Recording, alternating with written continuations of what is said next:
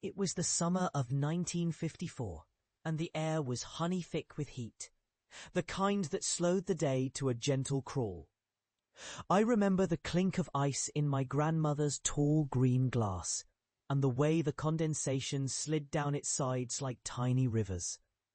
We spent that week at her farmhouse on the edge of the valley, where the hills rose like sleeping giants, and the air smelled of wild mint from the creek.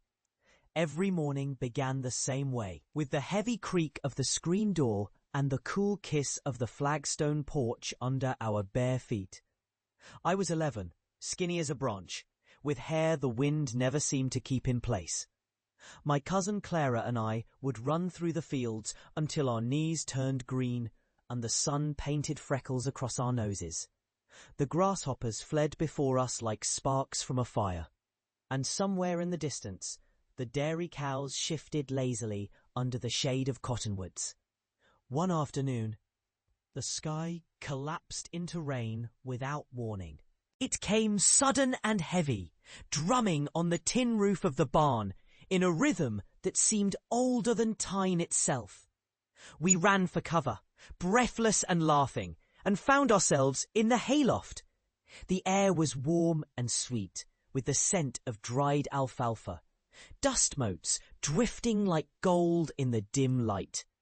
We sat there, side by side, our feet dangling over the edge, watching the rain stitch silver lines into the darkened earth below. I don't remember everything we talked about that day. Perhaps silly things, or maybe dreams too fragile to share again. But I do remember the silence that settled between us. It wasn't empty. It was full, like the ground after rain, like something inside us was quietly taking root. In that moment, the world felt impossibly safe and small enough to hold in our hands. When the sun broke through again, steam curled up from the fields, carrying the scent of damp soil and crushed clover. We climbed down, our palms rough from the wooden ladder, and stepped into a world made new. The puddles caught the clouds like fragments of sky, and for reasons I couldn't explain then, I felt older. Not by years, but by some small, unseen measure. I have carried that day with me through decades of noise and motion.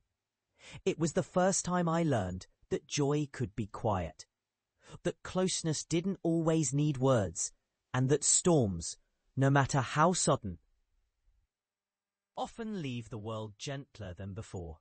Even now, when the air is thick before summer rain, I close my eyes and I am there again, in the hayloft's warm shadow, the rain calling softly on the roof, my heart unhurried, and the world still safe enough to hold.